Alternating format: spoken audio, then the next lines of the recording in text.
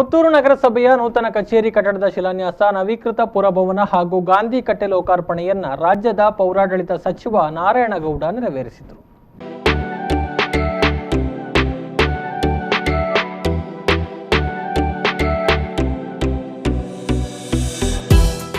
ನಗರಾಭಿವೃದ್ಧಿ ಇಲಾಖೆ, ಪೌರಾಡಳಿತ ನಿರ್ದೇಶನಾಲಯ, ನಗರಸಭೆ ಪುತ್ತೂರು ಇವುಗಳ ಸಹಯೋಗದಲ್ಲಿ ಶಿಲಾನ್ಯಾಸ ಕಾರ್ಯಕ್ರಮ ನೆರವೇರಿತು.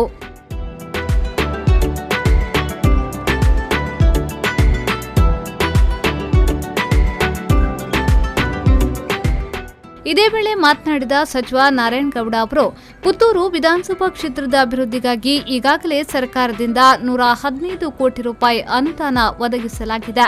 15 ಕೋಟಿ ಬಿಡುಗಡೆಗೆ ಸಿದ್ಧವಾಗಿದೆ. ಮುಂದೆಯೂ ಶಾಸಕರ ಬೇಡಿಕೆಗೆ ಅನುಗುಣವಾಗಿ ಅನುದಾನವನ್ನು ಬಿಡುಗಡೆಗೊಳಿಸಲಾಗುವುದೆಂದು ಭರವಸೆ ನೀಡಿದರು.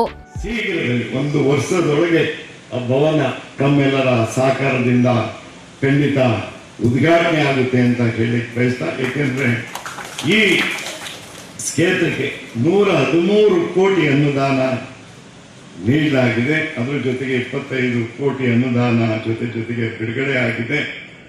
ಇನ್ನು ಅಡಿಷನಲ್ ಆಗಿ ತಾವು ಕೇಳಿರುವಂತಹ ಅನುದಾನ ಮುಖ್ಯಮಂತ್ರಿಗಳ ಹತ್ರ ನಾವು ಮತ್ತು ಶಾಸಕರು ನಮ್ಮ ಶ್ರೀನಿವಾಸ ಪೂಜಾರಿ ಸಾಹೇಬ್ರ ಕಟೀಲ್ ಸಾಹೇಬ್ರ ಒಂದು ಚೀಟಿ ಕೊಟ್ಟರೆ ಸಾಕು, ನಾವು ಅನುದಾನವನ್ನ ಖಂಡಿತ.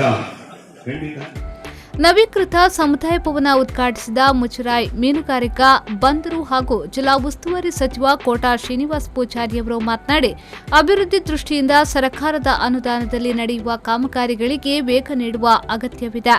ಈ ನಿಟ್ಟಿನಲ್ಲಿ ನಗರ ಹಾಗೂ ಗ್ರಾಮಾಂತರ ಪ್ರದೇಶಗಳಲ್ಲಿ ಹಲವಾರು ಅಭಿವೃದ್ಧಿ ಕೆಲಸ ಕಾರ್ಯಗಳು ನಡೆಸಲಾಗುತ್ತಿದೆ ಎಂದರು. ಶಾಸಕರಾಗಿ ಎಲ್ಲ ಜನರನ್ನ ಒಟ್ಟಾಗಿ ಒಂದಾಗಿ ಕೊಂಡೊಯ್ಯುವಂತಹ ಅಪರೂಪದ ಗುಣ ನಮ್ಮ ಸಂಜೀವ್ ಮಠಂದವರಲ್ಲಿದೆ ಅಂತ ಹೇಳಲಿಕ್ಕೆ ಇಲ್ಲಿ ಉಸ್ತುವಾರಿ ಮಂತ್ರಿಯಾಗಿ ನನಗೆ ಹೆಮ್ಮೆ ಇದೆ ಅನ್ನೋದನ್ನು ನಾನು ಪ್ರಕಟಿಸಬೇಕು ಅಂತ ಅನಿಸ್ಬಿಡುತ್ತೆ. ಬಹುತೇಕ ಇವತ್ತು 5:05 ಗಂಟೆವರೆಗೂ ಕೂಡ ಅವರ ಉದ್ಘಾಟನೆ ಮತ್ತು ಶಿಲಾನ್ಯಾಸ ಕಾರ್ಯಕ್ರಮ ಯಥೇಚ್ಛವಾಗಿ ನಡೆಯುತ್ತೆ. ಆ ಮೂಲಕ ಇಡೀ ರಾಜ್ಯದಲ್ಲಿ ಪುತ್ತೂರು ವಿಧಾನಸಭಾ ಕ್ಷೇತ್ರವನ್ನ ಮಾದರಿ ವಿಧಾನಸಭೆಯನ್ನು ಮಾಡ್ತೇವೆ ಅಂತ ಹೊರಟಿರುವಂತಹ ಸಂಜೀವ್ ಮಠಂದೂರು ಅವರ ತಂಡಕ್ಕೆ ನಾನು ಪೂರ್ಣ ಬೆಂಬಲಗಳನ್ನು ನಾವೆಲ್ಲ ವ್ಯಕ್ತಪಡಿಸ್ತೇವೆ.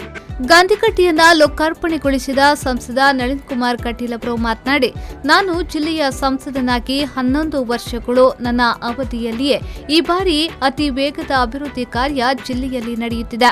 ಅದರಲ್ಲೂ ಅಭಿವೃದ್ಧಿಗಾಗಿ ಅತಿ ಹೆಚ್ಚು ಮನವಿ ಚೀಟಿಗಳು ಪುತ್ತೂರು ಶಾಸಕರಿಂದ ಬಂದಿದೆ. ಅವರ ಇಚ್ಛಾಶಕ್ತಿಯ ಕಾರಣದಿಂದ ಪುತ್ತೂರು ವಿಧಾನಸಭಾ ಕ್ಷೇತ್ರ ಸಾಕಷ್ಟು ಅಭಿವೃದ್ಧಿಯನ್ನ ಕಂಡಿದೆ ಎಂದು ಹೇಳಿದರು.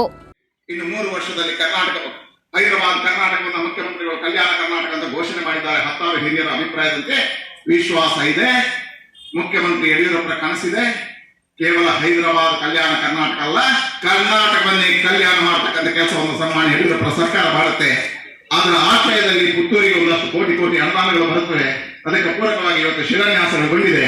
ಅದಕ್ಕೆ ಮತ್ತೊಮ್ಮೆ ಪುತ್ತೂರಿನ ಈ ಟೀಮಿಗೆ ಅಭಿನಂದನೆಗಳನ್ನು ಸಲ್ಲಿಸಲಿದ್ದಾರೆ. ಈ ಸಂದರ್ಭ ಜಿಲ್ಲಾ ಪಂಚಾಯತ್ ಅಧ್ಯಕ್ಷೆ ಮೀನಾಕ್ಷಿ ಶಾಂತಿಗೂಡು, ವಿಧಾನ ಪರಿಷತ್ ಸದಸ್ಯ ಪ್ರತಾಪ್ ಸಿಂನಾಯಕ್, ತಾಲೂಕು ಪಂಚಾಯತ್ ಅಧ್ಯಕ್ಷ ಕೆ ರಾಧಾಕೃಷ್ಣ ಬೋರ್ಕರ್, ಸಹಾಯಕ ಆಯುಕ್ತ ಡಾ ಯತೀಶ್ ಉಳ್ಳಾಲ್, ಮಾಜಿ ಶಾಸಕಿ ಮಲ್ಲಿಕಾ ಪ್ರಸಾದ್, ತಹಶೀಲ್ದಾರ್ ರಮೇಶ್ ಬಾಬು ಮೊದಲಾದವರು ಉಪಸ್ಥಿತರಿದ್ದರು.